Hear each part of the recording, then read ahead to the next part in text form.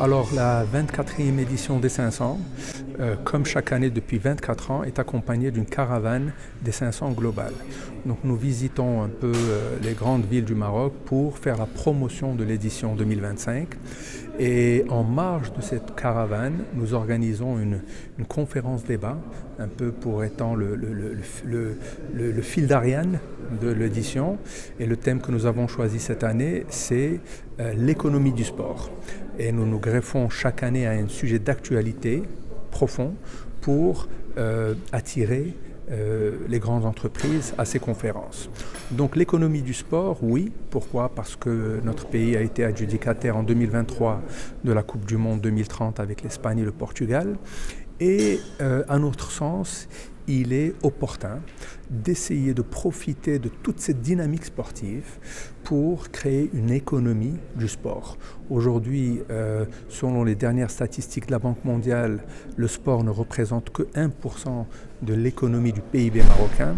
Or, la Banque mondiale même annonce que le potentiel est de 3%. Donc comment passer de ce 1% à 3%? Nous allons en parler à Tanger, à Casablanca et à Agadir avec les grandes entreprises marocaines. Alors, secret, il n'y en a pas, il y a juste de l'endurance.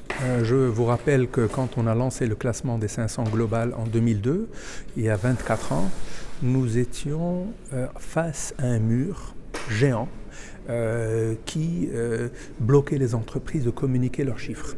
Certains pensaient que c'était une manière détournée de contrôler les chiffres et d'avoir des informations fiscales et financières sur les entreprises, mais on a dû expliquer en 24 ans que le classement des 500 globales, tout comme le classement des 500 aux États-Unis ou en Belgique ou en Espagne ou en France, c'est une manière transparente et durable de parler de soi-même et des entreprises et de classer les entreprises avec elles-mêmes.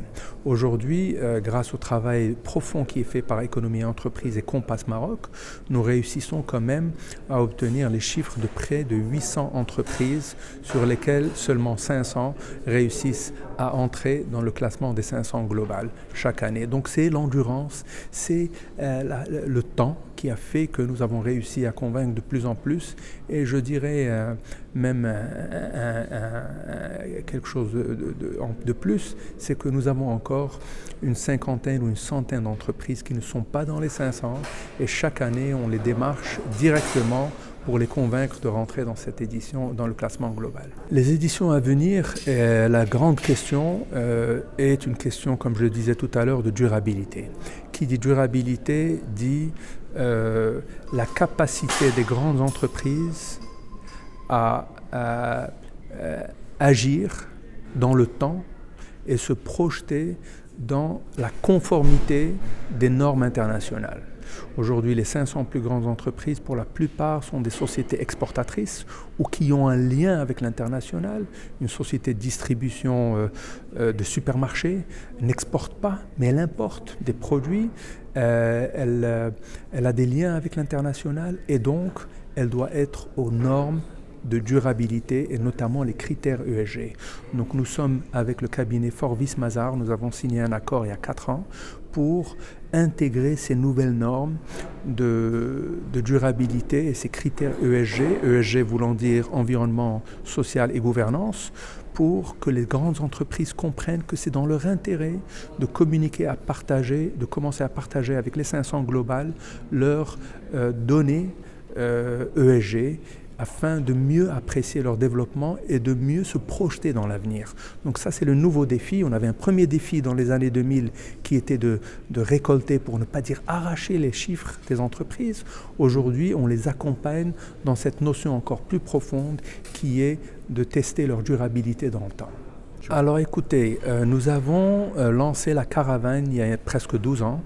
Nous étions sur Fès, sur Rabat et sur Marrakech, et nous sentons que nous avons atteint un certain degré de maturité. Aujourd'hui, il y a 80 entreprises de Fès. Nous avons fait le tour du sujet.